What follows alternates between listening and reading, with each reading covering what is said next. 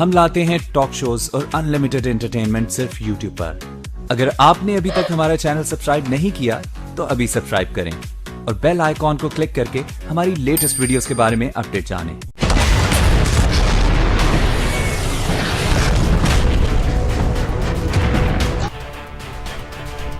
एक और चीन है जो भारत के साथ पैंगोंग त्सो लेक में झड़प करने को तैयार बैठा है, तो वहीं दूसरी ओर पाकिस्तान है जो आए दिन सीमा पार से घुसपैठ करने की फिराक में रहता है। चीन किसी भी हाल में पैंगोंग त्सो लेक छोड़ना नहीं चाहता, क्योंकि भारत अगर पैंगोंग त्सो लेक में अपना कब्जा जमा लेगा तो फिर सी पैक का सपना सपना ही रह जाएगा। इसी को सोचते हुए चीन ने 29 और 30 अगस्त की रात को भारत की कुछ पोस्ट पर चढ़ाई की, लेकिन भारतीय जवानों ने पराक्रम दिखाकर चीन की कई चोटियों पर कब्जा कर लिया। हालांकि ये सारा इलाका भारत के वास्तविक नक्शे में भारत के हिस्से में ही आता है, लेकिन इस पर कब्जा चीन ने कर रखा है। भारत की इस कार्रवाई से चिढ़े हुए चीन के सैनिकों ने भारतीय पोस्टों पर फायरिंग खोल दी। इसके बाद भारतीय जवानों ने उनका मुंह तोड़ जवाब दिया और चीन चारों खाने चित्त हो गए। इस बात से पाकिस्तान को बहुत ही ज़्यादा मिर्ची लगी है। पाकिस्तानी मीडिया इस बात से हैरान है कि भारत चीन से बिल्कुल भी नहीं झेप रहा, वह चीन को उसी की भाषा में मुंहतोड़ जवाब दे रहा है। आपको दिखाते हैं कि पाकिस्तानी मीडिया किस तरह से बौखला गया है। आज की जो सबसे बड़ी खबर है वो ये है कि कुछ 53 सालों में पहली मर्तबा चाइना और भारत के दरमियान जो LAC एक ज़माने में कहते थे जिसको, उसके ऊपर गोली चली है। 53 सालों में कभी इस पे गोली नहीं चली। ये जिसको कहते हैं नो फायर जोन जी, और गोलियां चली हैं। और BBC जो है वो ये कह रहा है कि चाइना ने कहा है कि Indian troops fired provocative shots इन बॉर्डर डिस्प्यूट। अल जजीरा खबर दे रहा है India China accused each other of firing shots eight tense border. और गार्डियन, न्यूयॉर्क टाइम्स, सब guardian, China and India accused each other of opening fire as border tension rise. और ये जो है ये मामलात ख़राब हो रहे हैं। अच्छा, ये जो है मैं आपको सिर्फ एक बात बताऊं कि ये मामलात इतने ख़राब हो गए हैं कि इसमें अगर बहुत से अखबारात उनके, और अब ज़रा थोड़ा सा उन्होंने खुल के बोलना भी शुरू किया है। यानी एक तरफ वो लद्दाख और ये सारा एक तरफ है जहां ये चोटियां वोटियां कह रहे थे ना, सर कर ली, ये कर लिया, वो कर लिया सारा। वो दूसरे कोने पे ये जो प्रदेश है, जो मैं कहता हूं सेवन सिस्टर स्टेट, उनमें सबसे बड़ी जो स्टेट है, जो सबसे ऊपर है, और जिसके यानी वो उसके साथ जो है वो आप समझ लें कि वो तिब्बत का एक बॉर्डर, मैकमोहन होते थे इनके, मैकमोहन लाइन उसे कहते हैं। ये मैकमोहन थे, ये जो बाद में जाके फिर यहां से जब इंडिया से गए, पहले इंडिया में इनकी पोस्टिंग थी, इंडिया से गए और फिर जाके ये इजिप्ट में पोस्ट हो गए। अजीब, ये बड़ा इंटरेस्टिंग कैरेक्टर है मैकमोहन।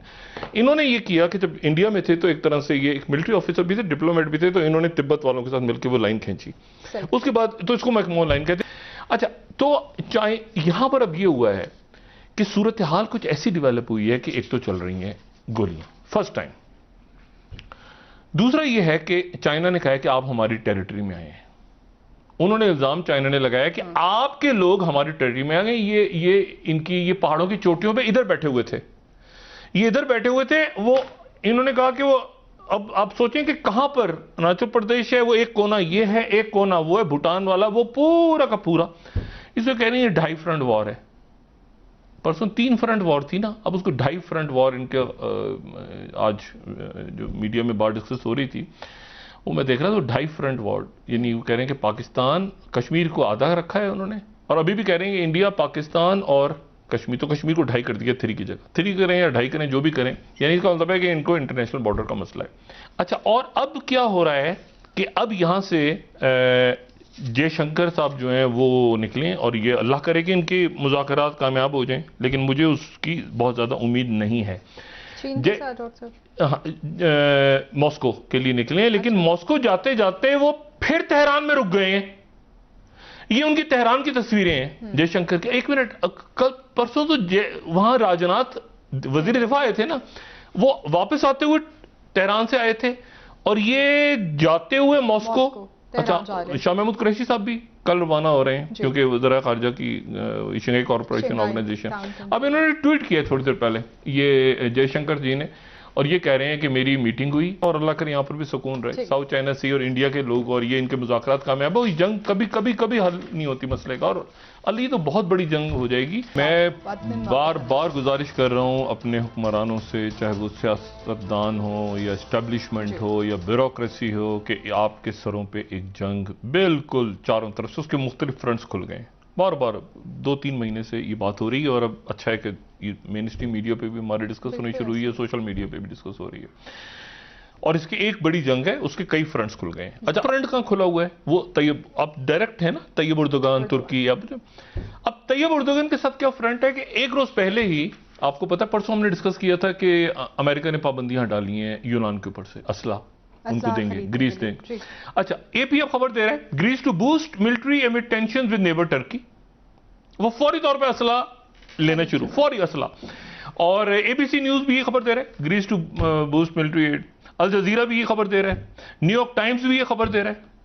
लेकिन जो ग्रीक, उनका जो अपना लोकल अखबार है ना, उसने आज एक बहुत ज्यादा, अब देखें यूनान भी नेटो में है, फ्रांस भी नेटो में है, इटली भी नेटो में है, तुर्की भी नेटो में है। लेकिन जो ग्रीक सिटी टाइम है वो कह रहा है Greece must seriously consider a preemptive strike on Turkey. हमें तुर्की के ऊपर प्रीएम्प्टिव स्ट्राइक कर देनी चाहिए।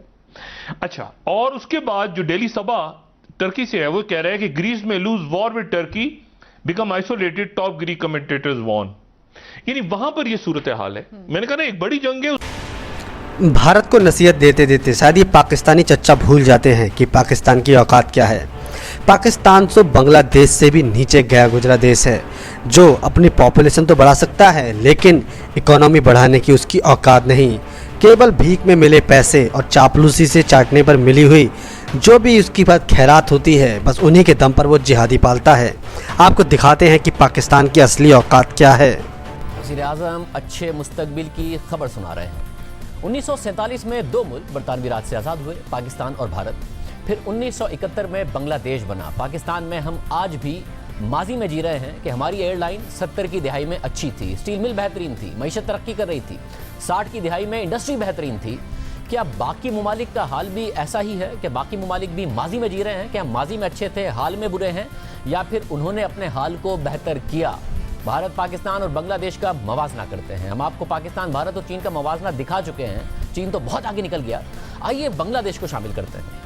1988 में भारतीय जीडीपी 297 अरब डॉलर्स थी और पाकिस्तानी जीडीपी यानी मईशत का साइज 40 अरब डॉलर्स था।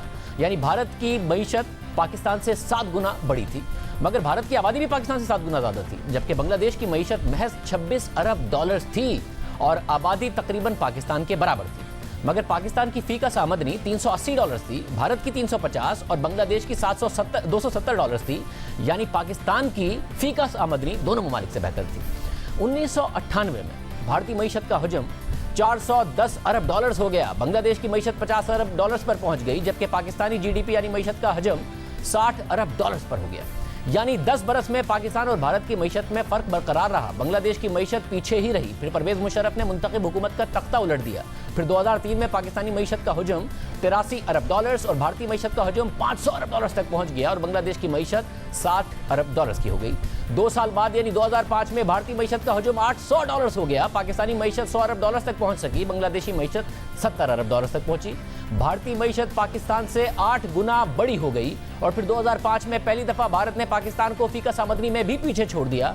और दिलचस्प बात यह है कि आबादी में इजाफे में पाकिस्तान बांग्लादेश को पीछे छोड़ता जा रहा था। 1971 में बांग्लादेश की आबादी थी 6.5 करोड़, पाकिस्तान की आबादी थी 6 करोड़, यानी बांग्लादेश से 50 लाख कम। 2005 में बांग्लादेश की आबादी हो गई 14 करोड़, पाकिस्तान की हो गई 16 करोड़, यानी 2 करोड़ ज्यादा हो गई। फिर 2 साल बाद यानी 2007 में भारतीय मईशत 1200 अरब डॉलर्स तक पहुंच गई, जबकि पाकिस्तानी मईशत का हजम 150 अरब डॉलर्स हो गया। जबकि बांग्लादेश का मुआशी साइज 80 अरब डॉलर्स रहा और भारत की फीकस आमदनी 1000 डॉलर्स तक पहुंच गई।